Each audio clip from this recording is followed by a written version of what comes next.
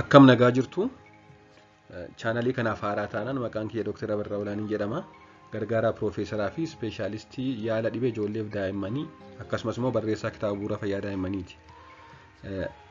Chaanalii kanaaf haaraa taanaan egaa sabskiraayib gochuun dagatina barnoota hedduu irraa argattu waan ta'eef waa'ee daa'immanii akkasumas immoo waa'ee yeroo ulfaa wantoota jiranis ta'u wantoota tokko tokko kan daa'ima fayyadu hedduu kaasna. Barnoota nama qabadhee jiru faayidaa ayireenii fi vaayitaaminoota yeroo ulfaa haadhaaf kennaman fudhachuu kan jedhudha. Yeroo hordoffii ulfaa haadholiif egaa vaayitaaminootnii fi ayireeniin hin kennamu. Mee faayidaan isaanii maalidha? Yoom jalqabamuu qabu? Akkamitti fudhatamuu qabu? Maal fayyadu kan jedhu akka armaan gadiitti haa ilaallu. Yeroo ulfaa sababa nyaanni haati nyaattu haadhaaf daa'ima garaatti guddataa jiruuf ooluuf hangii fi gosti nyaata nyaatamuu qabu ni dabala. Akka kanaan dura yookaan akka yeroo garaatti hin baanne yookaan akka yeroo ulfa hin taane osoo hin ta'in hangi isaas baay'inni isaas gosti isaas dabaluu qaba jechuudha yeroo ulfaaf. Maaliif haati kun ofiishees daa'ima ishees qallabaa jirti waan ta'eef.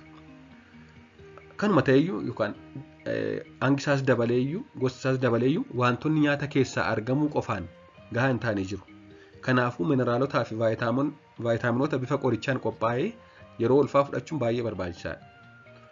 Hangi ishee nyaattu haa dabaltuyyuu malee gosti isaas haa dabaluyyuu malee kan hundumaa taasistee waan yeroo ulfaa barbaachisu argachuu dhiisuu dandeessi waan ta'eef vaayitaaminootaa fi elementoota akka ayireenii yookaan mineraalota akka ayireenii yeroo ulfaa kennamu fudhachuun baay'ee barbaachisaadha jechuudha. Innis egaa prinaatal vaayitaamins jedhamuun beekama bakka hedduutti.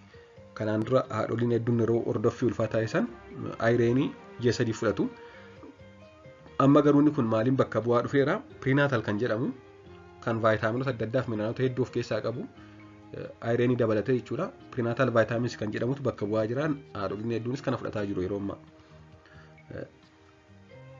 Akka gaarii ta'uuf osoo danda'ame ulfaa'uuf yeroo ji'a tokko hafu eegalamee hanga ulfi ji'a 3 guututti osoo fudhatanii gaariidha. Yoom osoo fudhatanii gaariidha si jedhamuuf dhagaafama. Osoo danda'ame yoom jalqabuu qabu? Osoo garaatti daa'imni hin hafin yookaan osoo hin ulfaa'in ji'a tokko dursanii jalqabuu qabu. Gadameessa daa'ima sanaaf qopheessuu qabu jechuudha. Yookaan qabiyyee qaama isaanii keessa jiru, qabiyyee dhiiga isaanii keessa jiru daa'ima garaatti uumamuuf jedhuuf qopheessuu qabu ji'a tokko dursanii fudhatanii. Akkasumas immoo hanga ji'a 3tti itti fufuu qabu jechuudha.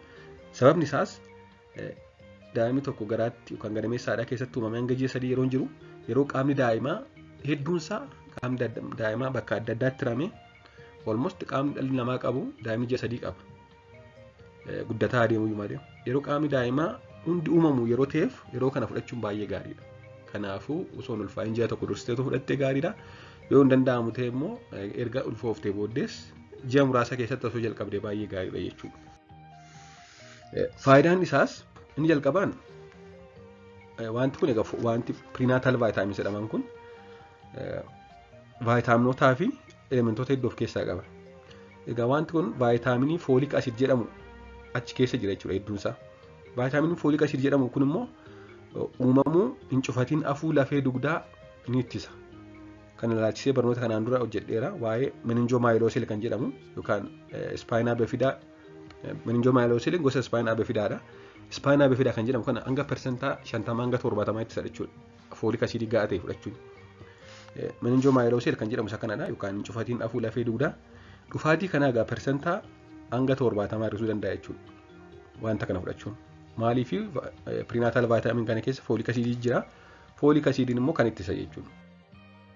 Faayidaan isaanii lammaffaan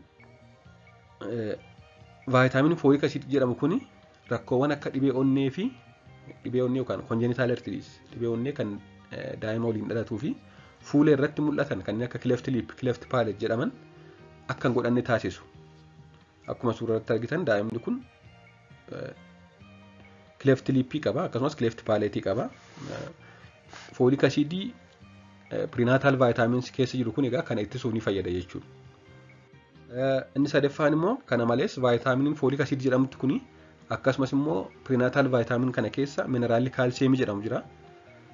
Kun maal ittisu? Dhufaatii ol ka'uu dhiibbaa dhiigaa kan yeroo ulfaa hir'isu yookaan piriikilaamsiyaa jedhamu. Dhiibbaan dhiigaa sababa yeroo ulfaa qofa dhufu jira. Inni kun piriikilaamsiyaa jedhamu. Fooliik asiidiin prinaatal vaayitaamin keessa jiruu fi kaalsheemiin achi keessa jiru dhufaatii ol ka'uu dhiibbaa dhiigaa hanga ta'e ni hir'isu jedhamanii tilmaamamu jechuudha. Inni gara biraan immoo ayireen piriinaataal vaayitaamin keessa jiru hir'ina dhiigaa yookaan hanqina dhiigaa sababa ayireeniin dhufu ni hir'isu. Eenyu biratti haadhaafis daa'imaafis hin fayyada jechuudha.